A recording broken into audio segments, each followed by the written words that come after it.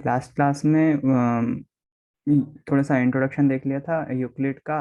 और मतलब उसके पहले वाली क्लास में, सेकेंड क्लास में 1.2 के सवाल देख रहे थे। तो उसमें बेसिक था, एलसीएम और एचसीएफ निकालने थे। सिंपल सा था, है ना, ज़्यादा कुछ खास था नहीं।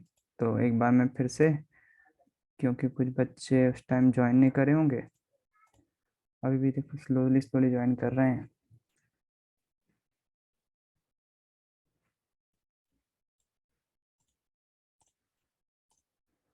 हाँ, मैं नॉर्मली तिवारी एकेडमी एकेडमी के नोट्स फॉलो करता हूँ।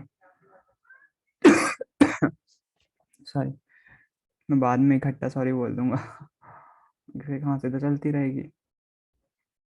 1.2 में अपन ने देखा था, इसके गुणनखंड निकालने थे, फैक्टर्स जिसको बोलते हैं। 140 का 2 इंटू 5 इंटू 7, 156। तो इसके लगातार अपन ने वो निकाले थे फैक्टर्स। उसके बाद प्रूव करना था हमें, एलसीएम एलसीएफ ज्ञात करना था, और बोलना था जो उनका गुणनफल आ रहा है, मल्टीप्लिकेशन आ रहा है, वो एचसीएफ और एलसीएम के बराबर आ रहा है, ये हमें प्रूव करना था। तो हमने बाकायदा 2691 के फैक्टर निकाले थे, उसका एलसीएम एचसीएफ निकाला था, उसका मल्टीप्लिकेशन निकाला था, और प्रूव किया था कि एलएचएस बराबर आ रहा है आरएचएस के। ये वाला सवाल हमने किया था, है ना। अगर जो बच्चों ने नहीं किया है तो वो इसी इसी को फॉलो कर सकते हैं, आप इसी को लिख सकते हो कॉपी में। सिंपल है, कुछ भी खास नहीं है उसमें। लास्ट क्लास का एक वीडियो मैं अपलोड नहीं कर पाया था, एक ही वीडियो बना था उस क्लास का, तो वो मैं अपलोड कर दूंगा आज। आज की क्लास भी 40 मिनट की रहेगी। उसके बाद हमने मैं एक्चुअली रिवाइज, खुद भी रिवाइज कर रहा हूँ एक तरह से, कहाँ छोड़ा था मैंने लास्ट में। अभाज्य गुणनखंड विधि के द्वारा एलसीएम और एचसीएफ ज्ञात ज्ञात करना था। तो अभाज्य गुणनखंड विधि मतलब कि वही चीज, उसके फैक्टर्स लिखना है और एलसीएम और एचसीएफ बताना है। सिंपल सी बात है, 12 को लिखेंगे 2 गुणित 2 गुणित 3, 15 को आप साइड में एक तरह से ये है कि भाज्य मतलब अभाज्य गुणनखंड मतलब होते हैं, अभाज्य गुणनखंड विधि द्वारा मतलब भाग नहीं देना है। तो आपको कौन देख रहा है कि आपने भाग दिया है कि नहीं दिया। रफ कॉपी में लो, मस्त आराम से 15 लिखो, 12 लिखो, जो भी लिखना है वो लिखो, कोई दिक्कत नहीं है उसमें, है ना। आप उसके फैक्टर्स बनाओ, फैक्टर्स लिख दो यहाँ पर, एलसीएम और एचसीएफ निकाल लो उसका। इजी है, कुछ भी नहीं है उसमें। सॉरी। उसके बाद हमें यहाँ पर फोर्थ क्वेश्चन में दिया हुआ है, एचसीएफ दिया हुआ है और एलसीएम दिया हुआ है, दो संख्याओं का। तो हमें ज्ञात करना है कि एलसीएम क्या होगा। सॉरी, इसमें एचसीएफ दिया हुआ है। मैं थोड़ा सा बड़ा कर दूं इसको, बड़ा नहीं हो पाएगा।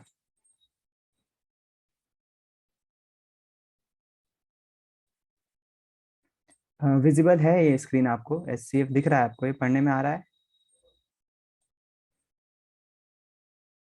कोई एक खाना बोल दो ताकि मैं,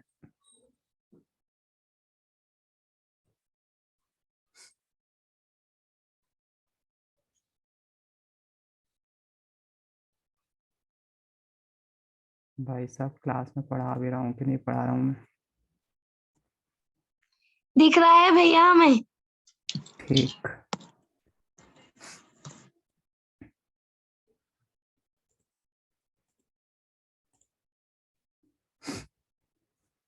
अब और अच्छा विजिबल हो भैया, जाएगा।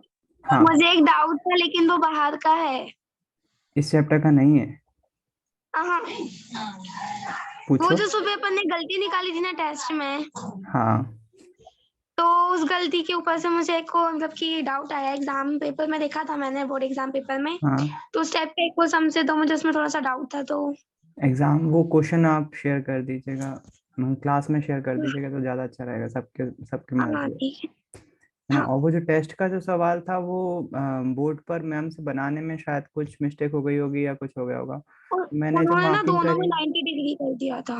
हाँ, तो वो मैंने मार्किंग जो है आपके कॉपी के डायग्राम पर दी है। जिन बच्चों ने 90 डिग्री बनाया था, प्रूफ किया है, तो वो भी सही किया है। मेरा तो सही और था। जिन्होंने 90 डिग्री नहीं बनाया और उसको प्रूव किया कि समरूप नहीं है, तो उनको भी सही किया हुआ है, लेकिन डायग्राम, हाँ, कॉपी के डायग्राम को देखकर सही किया है मैंने ना। बोर्ड का मैंने मुझे नहीं डायग्राम मालूम, देख लिया। तो इस चीज़ का थोड़ा सा आप लोग भी ध्यान रखो। हाँ, तो ये फोर्थ वाला क्वेश्चन जहां तक अपन कर चुके थे। और फिफ्थ वाला क्वेश्चन देख रहे थे कि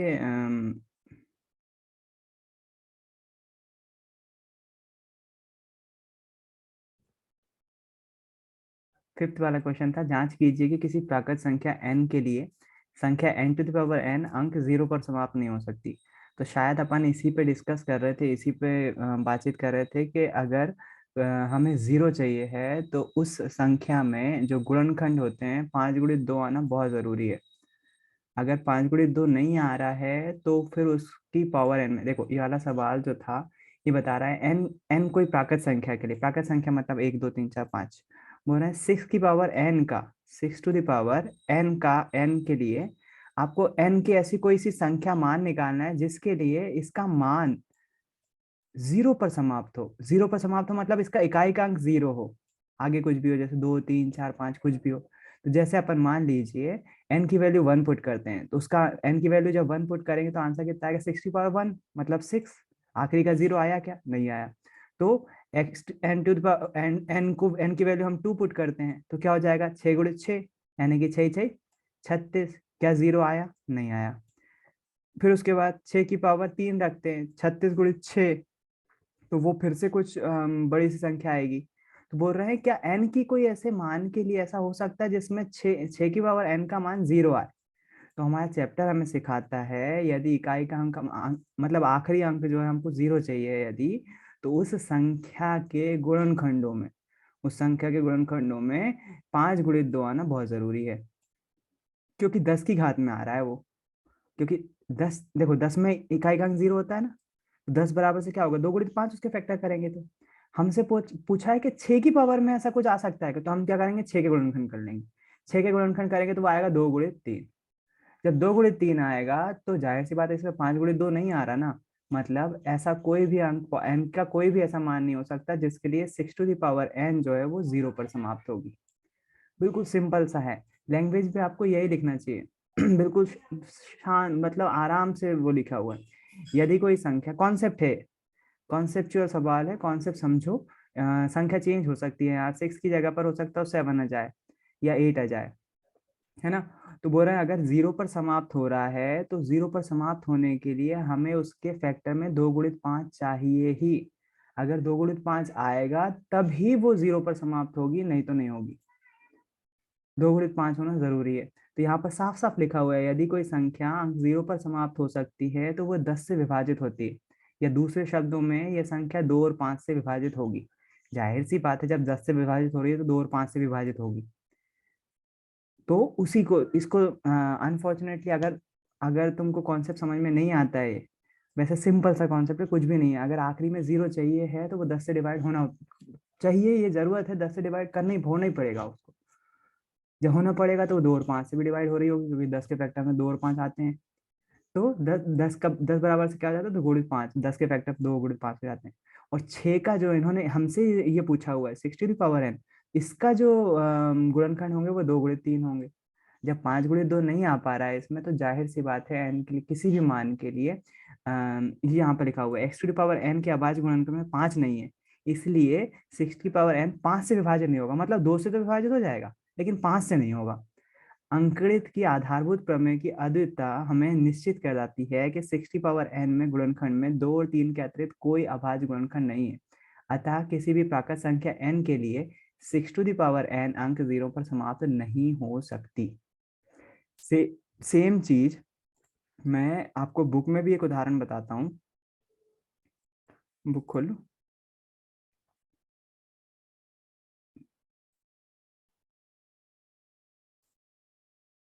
मैंने बुक डाउनलोड करी थी, नहीं करी यार। बुक डाउनलोड करना सिखाऊं? देखो, जब भी हमें पीडीएफ डाउनलोड करना होती है बुक की, तो यहाँ पर देखो एनसीईआरटी बुक्स, पहली साइट आएगी ncrt.nic.in, पीडीएफ टेक्स्ट बुक। इस साइट पे क्लिक करोगे आप, तो यहाँ पर क्लास चूज करने को बोलेगा वो। आप यहाँ पर 10 चूज करो, आपका सब्जेक्ट हिंदी, अगर हिंदी है तो हिंदी। मैथ्स चूज करोगे तो यहाँ पर 2 टाइटल आएंगे, गणित और मैथमेटिक्स। तो मैथमेटिक्स इंग्लिश की होगी, गणित हिंदी में होगी, रियाजी उर्दू की है।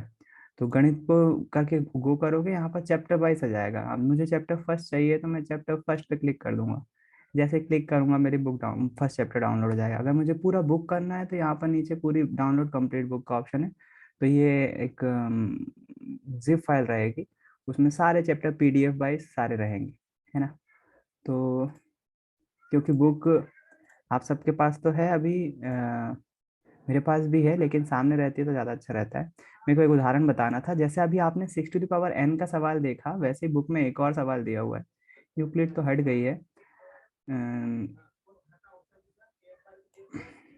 यहाँ पर देखो एक और है। 1.1 तो जाहिर सी बात है हट गई है, तो कोई मतलब नहीं है। अंक आधारभूत प्रमेय, अंकगणित की आधारभूत प्रमेय, ये स्टेटमेंट भी याद कर लेना प्लीज, क्योंकि ऑब्जेक्टिव में बन सकता है ये। फेमस वो है फंडामेंटल थ्योरम ऑफ अरिथमेटिक आधारभूत प्रमेय। प्रत्येक भाज्य संख्या को अभाज्य संख्याओं के एक गुणनफल के रूप में व्यक्त गुणनखंडित किया जा सकता है। यह गुणनखंड अभाज्य गुणनखंडों के आने वाले क्रम के बिना अद्वितीय होता है। तो वो स्टेटमेंट है, स्टेटमेंट वैसा के वैसे याद किया जाता है।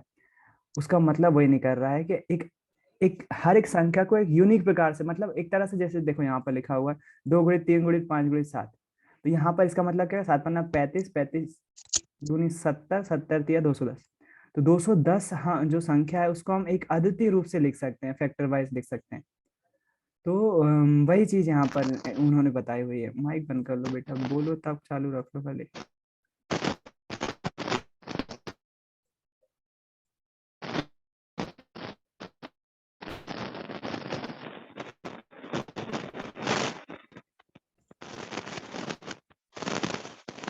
डिस्टर्बेंस क्यों आ रहा है?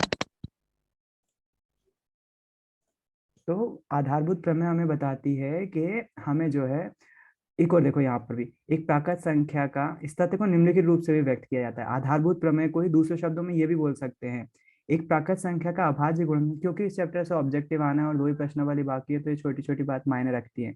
एक प्राकृत संख्या का अभाज्य गुणनखंड उसके गुणनखंडों के क्रम को छोड़ते हुए अद्वितीय होता है। गुणनखंडों का क्रम इधर उधर हो सकता है, उसमें कोई इशू नहीं, वो लेकिन वो जो गुणनखंड होते हैं वो यूनिक होते हैं बिल्कुल, है ना। ये बोलना चाह रही है आधारभूत प्रमेय, यही चीज उन्होंने दूसरे शब्दों में यहाँ लिखी हुई है आधारभूत प्रमेय में। तो उसमें कोई वो नहीं है, दोरा वो नहीं है, मतभेद नहीं है। सिंपल सी बात है, फैक्टर में तोड़ सकते हैं अपन संख्या को, ये बोला हुआ है उन्होंने। हाँ देखो, ये वाले क्वेश्चन की बोल रहा था मैं, बोल रहे संख्या n4 की पावर n पे विचार करो। आपको उनको कौन सा क्वेश्चन दिया था उन्होंने, 6 की पावर n था।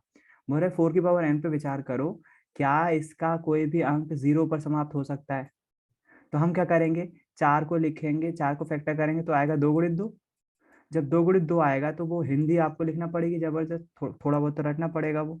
4 के जब 2 फैक्टर 2 गुणित 2 आ रहा है, तो जाहिर सी बात है 5 से डिवाइड नहीं होगा, ये 5 से डिवाइड नहीं होगा, तो कॉमन सी बात है कि कोई सी भी संख्या ले लो, एन की वैल्यू कोई सी भी ले लो आप, वो क्या होने वाली है, वो समाप्त नहीं होगी। यहाँ पर देखो फिर निष्कर्ष भी उन्होंने निकाला, इसलिए ऐसी कोई संख्या नहीं है, एन नहीं है जिसके लिए 4 की पावर n अंक 0 पर समाप्त होगा। सिंपल सी बात है ना। तो थोड़ी सी हिंदी तो लिखना पड़ेगी। ये 2 क्वेश्चन हैं अपने पास प्रैक्टिस के लिए। इसके अलावा वो 6 की जगह पर वो 8 भी दे सकता है, 2 गुणित 2 हो जाएगा, उसमें उसमें भी 5 नहीं आएगा। तो बस संख्या चेंज कर सकते हैं और कुछ नहीं, भाषा यही रहेगी। अगर आप चाहो, इसको उतारना नहीं चाह रहे हो अभी, मतलब उतार सकते हो तो अभी इसको राइट डाउन कर लो ये वाले क्वेश्चन को।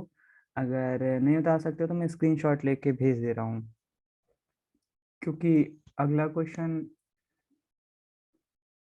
इस ये तिवारी अकेडमी पे मैंने ये जरूर देखा है कि बहुत अच्छे से एक्सप्लेन किया हुआ है, स्टेप बाय स्टेप।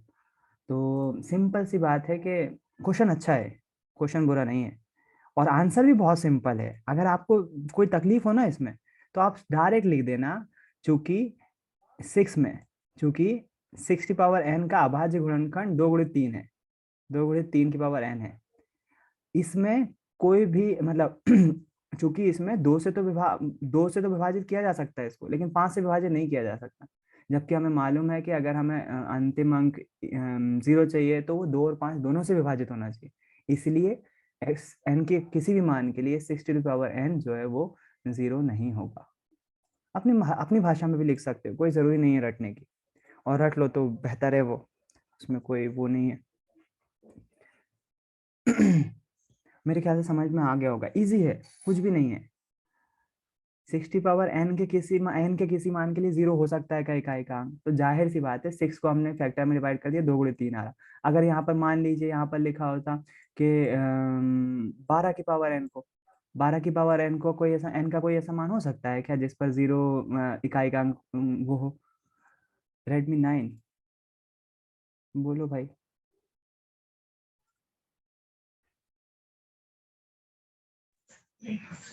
भैया एक डाउट था हाँ, कि ये जो उसमें लिखा हुआ है कोई भी अंक 0 से पर समाप्त होती है, तो वो 10 ही क्यों होगी? 20 भी तो हो सकती है, 30 भी तो हो सकती है ना। बेसिक, अगर आप 10 को भी और आगे तोड़ोगे, क्वेश्चन सही है, इसके आगे तो नहीं पढ़ाना ना। हाँ, हाँ, तो बात ये है कि देखो अगर मैं 10 के फैक्टर करूं न्यूनतम,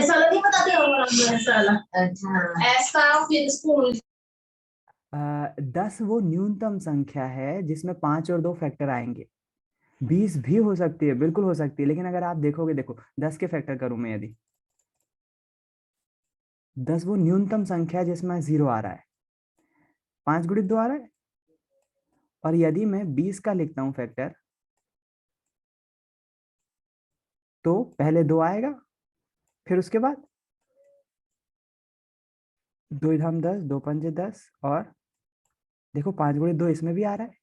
बिल्कुल आप सही हो, 20 में 20 से भी डिवाइड, 20 में, लेकिन यहाँ देखो फैक्टर कॉमन है, 5 गुणित 2, 5 गुणित 2। अगर आप 30 के फैक्टर करोगे वहां पर भी 5 गुणित 2 दिखने वाला है, 40 में भी दिखने वाला है।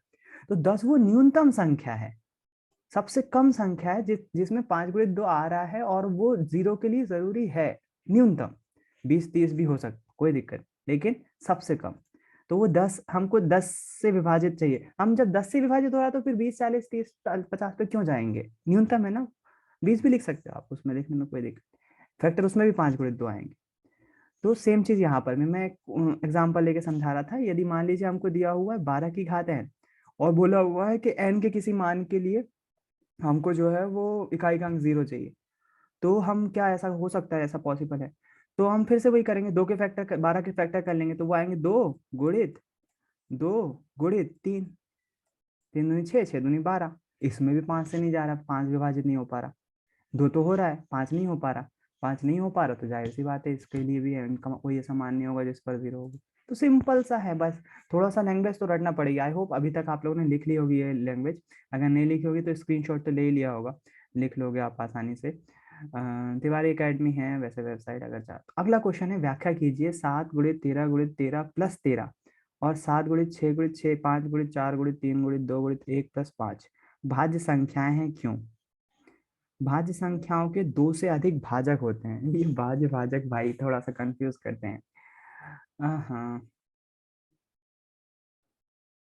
मेरे ख्याल से ग्रीन बोर्ड पे पहले समझते हैं इसको।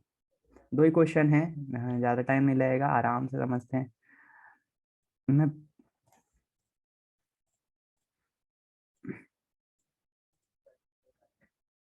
किसी ने लिखा नहीं है तो वाला क्वेश्चन लिख लेना प्लीज। वो ग्रीन बोर्ड पे भाज्य भाजक थोड़ा सा इंग्लिश में हो जाता है तो थोड़ा सा आसानी रहती है समझने में, और कुछ नहीं। भाज्य भाजक बहुत कंफ्यूज करते हैं।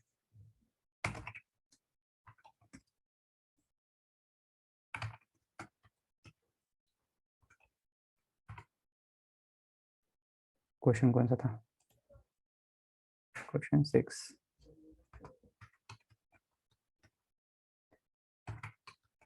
ग्रीन बोर्ड के भी बहुत सारे फेक वो आ गए हैं, बिल्कुल सेम टू सेम उन्होंने वो दे के रखा है उसका। लो, है ही नहीं वाला क्वेश्चन।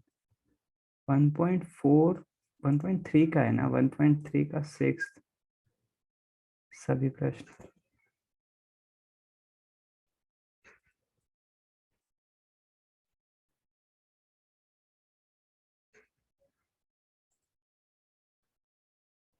में हमने माना था बिल्कुल उसी प्रकार से हमें अपरिमेय सिद्ध करना है, लेकिन हम मान लेंगे भाई क्या है, क्योंकि हमने 1.2 कर रहे हैं अपन।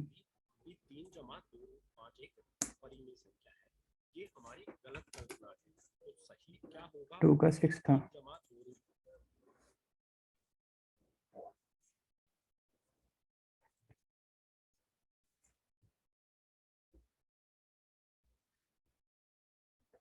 3 + 2 1 + 5 are composite numbers. Question number 6 में हमें एक्सप्लेन करना है कि जो भी हमें ये फर्स्ट वाला और सेकंड वाला नंबर दिया गया है ये कंपोजिट नंबर्स क्यों हैं। कंपोजिट नंबर्स क्या होते हैं? ऐसे सभी नंबर्स जिनका 1 के अलावा कई सारे फैक्टर्स होंगे उनको कंपोजिट नंबर कहा जाएगा। ये लो यहाँ नई टर्म मिल गई, कंपोजिट नंबर मतलब जिसमें एक के अलावा बहुत सारे फैक्टर होते हैं। एक के तो मतलब एक तो जाहिर सी बात है कितनी बार भी लिख सकते हैं, एक के अलावा बहुत सारे मल्टीपल फैक्टर्स होते हैं, उन्हें हम कंपोजिट नंबर बोलते हैं। मैं क्वेश्चन ढूंढ रहा हूँ, कहाँ गया भाई, नीचे छप गया है। भाज्य संख्याएं, यहाँ एक नया टर्म मिला है, भाज्य संख्याएं क्यों है, इंग्लिश में बोलते हैं कंपोजिट नंबर्स।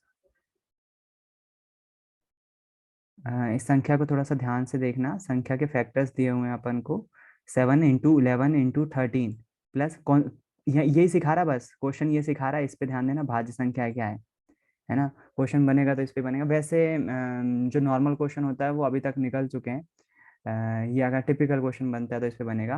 व्याख्या कीजिए कि ये पूरी संख्या प्लस 13 और 7 इंटू 6 इंटू 4 ये पूरा मल्टीप्लीकेशन और प्लस 5 भाज्य संख्याएं हैं, कंपोजिट नंबर्स हैं।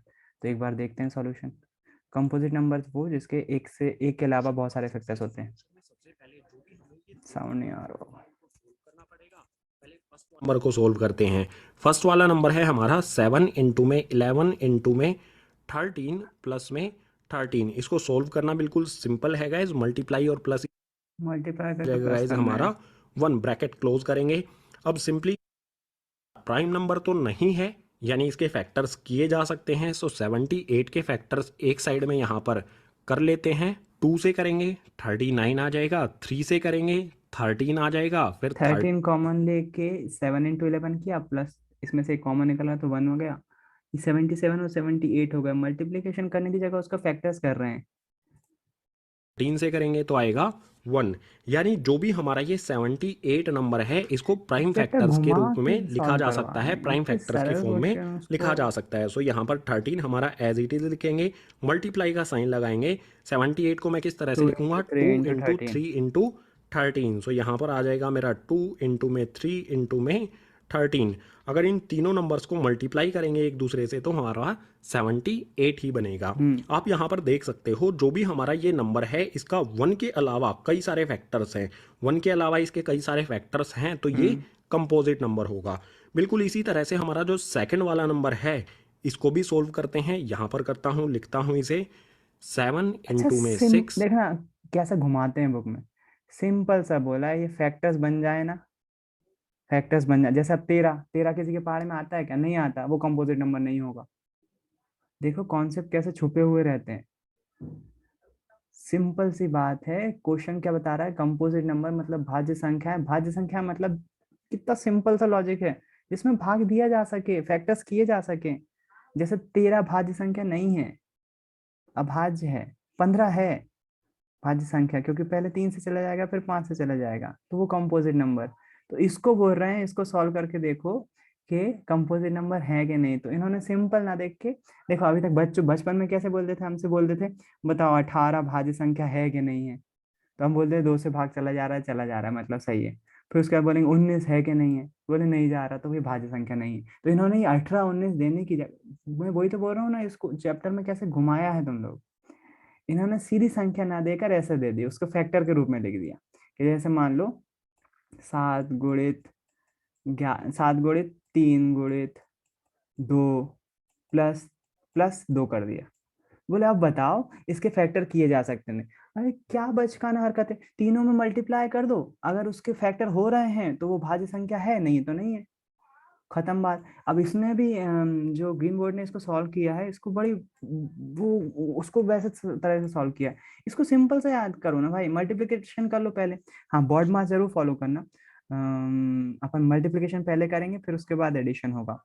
तो हाँ 7 गुणित 11 कर लेंगे तो 77 हो जाएगा। वैसे इसने मेरे ख्याल से ज्यादा अच्छे से किया है, देखते हैं लेकिन अपनी मेथड भी। 77 गुणित 13 करेंगे और प्लस उसमें 13 करेंगे, तो मेरे ख्याल से इसमें ज्यादा टाइम लगेगा।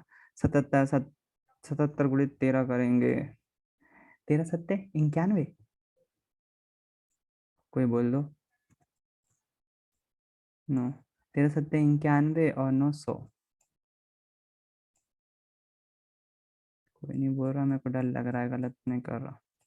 101 और 13 जोड़ेंगे तो कितना हो जाएगा, 114। अब आप देख के ही बता सकते हो 114 फैक्टर में आएगा कि नहीं आएगा, भाज्य संख्या है कि नहीं। फालतू में इतना ज्यादा वो करके रखा है कि एक से भाज्य नहीं हो सकते और बाकी फैक्टर्स होते हैं, कुछ नहीं है। भाग जा सकता है क्या, फैक्टर हो सकते हैं क्या, 2 से काटोगे तो कट जाएगा ना, 4 आ रहा है, 2 पंजे 10, 2 सत्ते 14, फिर उसके बाद 3 से कट जाएगा, बस खत्म बात, मतलब भाज्य संख्या है। अगली वाली देखो। अब हाँ ये जरूर है कि ये बड़ी सी मल्टीप्लिकेशन करना पड़ेगा, इनकी मेथड से क्या है वो मल्टीप्लिकेशन करने से बच रहे हैं। तो अब इस वाले को क्या किया ना, देखो ये बीच में प्लस लगा हुआ है, तो इन दोनों में से 5 कॉमन निकाल लिया। जब 5 कॉमन निकाल लिया तो ब्रैकेट में बचा क्या, 7 गुणित 6, 6 6 36, 6 7 42, 42 42 गुणित 7 6 42, 4 तिया 12, 12 दूनी 24, 24 से कम 24, 42 गुणित 24। तो अब क्या कर दो, 5 तो लिखा ही रहने दो, आगे पीछे लिख सकते हैं गुणनखंड। 42 के फैक्टर कर लो ऐसे ही, और 24 के फैक्टर कर लो। और मेरे ख्याल से पॉसिबल है, 42 को भी कर सकते हो, 24 को भी कर सकते हो, आप भी कर सकते हो। जब पॉसिबल है तो जाहिर सी बात है भाज्य संख्याएं हैं ये। कितना इजी सा क्वेश्चन है। किसी को समझ में ना आया तो पूछो, फिर से बताता हूँ। कुछ नहीं पूछा, ये पूछा बस, जैसे मान लो 57 लिखा हुआ है, तो आप 57 को ये फैक्टर तो कर नहीं सकते, तो कैसे लिखेंगे, ये लिखेंगे जैसे मान लो 2 गुणित 3 दूनी 6, 6 दूनी 12, 12 तिया 24, 24 दूनी 48, 48, और 48 में क्या जोड़ेंगे, 57 आ जाए, 9 जोड़ दें, तो आखिरी में 9 जोड़ दिया मैंने। तो बोले आप बताओ, ये 57 को इन्होंने 57 ना लिखकर इन्होंने ऐसा लिखा है, और बोले बताओ ये भाज्य संख्या है कि नहीं है। अब हम क्या करेंगे, इसमें से 9 कॉमन तो निकल नहीं रहा है, इसको 3 गुणित 3 लिख सकते हैं, 3 कॉमन निकाल लेंगे, और फिर उसके बाद फैक्टर करके देखेंगे, अगर हो रहा है फैक्टर तो वो भाज्य संख्या है, जो कि नहीं है इस केस में। 57 भाज्य होगा नहीं होगा, करके देख लो चाहो तो, 3 कॉमन निकल रहा है, 57 ही आ रहा है ना, 2 तिया 6, 6 तिया 18, 18 दूनी 36, 36 दूनी 72, नहीं ज़्यादा हो गया है, मैंने कितना कितना लिखा था ये, 2 दूनी 4, 4 तिया 12, 12 तिया 36, 36 दूनी 72 हो गया है। तो जो भी था, मैंने क्या कर दिया इसको, 2 लिखा था ना, 2 गुणित 2 दूनी 4। हाँ मीना, नहीं समझ में आया,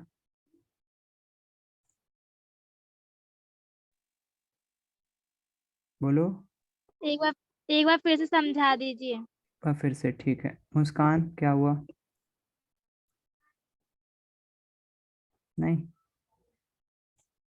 चल एक बार फिर से समझ लो। तो वो क्वेश्चन घुमा के बोल रहे हैं, आपसे बोला है कि बुक पर जाओ पहले, तो बुक पर समझा देता हूँ, हो सकता है यहाँ समझ में जाए जल्दी। इन लोगों ने चालबाजी दिखाई, देखो ये संख्या लिखी ना 306, 657, ऐसी संख्या अगर हमको डायरेक्ट ऐसा बोल देते ना, जैसे 657 लिखा हुआ, बोले बताओ 657 भाज्य है कि नहीं है, तो हम क्या करते, हम इसको भाग देने की कोशिश करते, पहले 2 से देते, 2 से नहीं जाएगा, 3 से देने की कोशिश करते, 4 से देते, 7 से देते। अगर भाग चला जा रहा है और इसके फैक्टर बन जा रहे हैं, जैसे मान लो 3 5 7 ऐसे बन जा रहा है, तो वो भाज्य संख्या कहलाएगी, है ना। यहाँ पर ये देखो भाज्य संख्या पूछा हुआ, तो अगर फैक्टर बन जा रहे हैं तो वो भाज्य संख्या कहलाएगी, नहीं बन पा रहे हैं तो नहीं बन पाएगी। तो इन्होंने ऐसी संख्या ना देखकर उसको टुकड़ों में दे दिया, और बोले बताओ ये भाज्य संख्या है कि नहीं। तो हम क्या करेंगे, हमारे पास सबसे आसान बेसिक तरीका ये है, हम तीनों को मल्टीप्लाई करें और 13 को जोड़ दें, और एलसीएम इसमें ये भाग इसके फैक्टर करने की कोशिश करें, अगर भाग जा रहे हैं तो वो भाज्य संख्या है, नहीं जा रहे हैं तो नहीं है। तो यहाँ पर इन्होंने शॉर्ट ट्रिक क्या अपनाई, इसको तरीके से सॉल्व करने के लिए क्या करा, बेसिक तरीका क्या है, बेसिक तरीका ये है, इन तीनों को मल्टीप्लाई कर दो और 13 को जोड़ दो, और फैक्टर कर रहे हो तो मतलब फैक्टर बन रहे हैं तो करो। और जो ग्रीन बोर्ड पे यूज करी उन्होंने मेथड, वो ये है, 7 गुणित जो प्लस में लिखा हुआ है ना, मैं अगर रेड से लिखूंगा तो दिख जाएगा मेरे ख्याल से वर्ड पर वर्ड। चलो मैं ड्राइंग शीट खोल लेता हूँ। ये संख्या लिखी हुई है, मैं उससे उतार रहा हूँ। 7 गुणित 11 गुणित 13 प्लस 13। 7 गुणित 11 गुणित 13 प्लस 13। हमसे बोला है ये भाज्य संख्या है कि नहीं है। भाज्य संख्या फिर से ट्रेडिशनल वे क्या होगा, इन तीनों को मल्टीप्लाई करो, 13 जोड़ो और भाग करके देखो। इन्होंने क्या किया है, इन्होंने क्या, देखो बीच में 13 है ना, प्लस है ना, तो प्लस साइन आता है तो हम कॉमन निकाल सकते हैं संख्याओं को। तो हमने क्या करा, 13 को कॉमन निकाल लिया। 13 को कॉमन निकाला तो ब्रैकेट में बचा क्या, 7 गुणित 11 गुणित 13 तो निकल गया है, गुणित नहीं बचा। अब 7 गुणित 11, 13 निकल चुका है, तो प्लस का क्या बचेगा, प्लस का 1 बचेगा। अब क्या करेंगे, 7 गुणित 11 कर देंगे तो कितना हो जाएगा, 77, और एक जोड़ेंगे तो 78 हो जाएगा। तो 13 तो ये वैसे का वैसे लिख देंगे, 11 सत्ते 77 और एक 78, इसको 78 लिख देंगे। अब बोल रहे हैं कि बताओ अब इसी भाज्य संख्या है कि नहीं, तो क्या करेंगे अपन, कुछ नहीं करेंगे, 78 के फैक्टर कर लेंगे, यहाँ पर करके देख लेंगे। वो पूरा मल्टीप्लाई करके फैक्टर करने से अच्छा है छोटी संख्या का फैक्टर करने का, इसलिए। तो आप देखोगे 2 तिया 6, एक कॉमन आ जाएगा, 2 नम 18, 3 से कट जाएगा, 3 एकम 3, 3 तिया 9 और 13 एकम 13। तो हम क्या लिख सकते हैं इसको, हम इसको लिख सकते हैं 78 को 2 गुणित 3 गुणित 13, मतलब हम इस पूरी संख्या को लिख सकते हैं। 13 तो था ही ये बाहर, और 78 को क्या लिख सकते हैं, 2 गुणित 3 गुणित 13। खत्म बात भाई, जब फैक्टर कर सकते हैं तो ये भाज्य संख्या है, और नहीं कर सकते होते तो नहीं होती, है ना। दूसरा वाला भी ऐसे ही है। तो इसको लिखेंगे कैसे, लिखना फिर अपन तिवारी अकेडमी पे जाते हैं, क्योंकि तिवारी अकेडमी लिखने के लिए बहुत अच्छी है।